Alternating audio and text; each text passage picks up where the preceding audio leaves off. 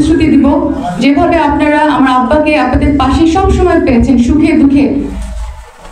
আমি ওনার জায়গা নিতে পারবো নাকি জানি না, আমি যথাসাধ্য চেষ্টা করবো এবং আপনাদের পাশে সুখে দুঃখে সব সময় থাকবো। আমাকে আপনারা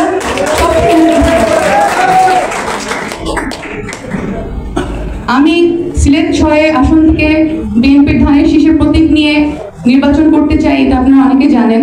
এবং আমি যদি আপনাদের সবার দয়া আল্লাহর হুকুম হয় আমি নমিনেশন পাই, আমি আমার আব্বার মতো রাজনীতিবিদ হতে চাই, যাকে এত বছর পরও মানুষ মনে রেখেছেন।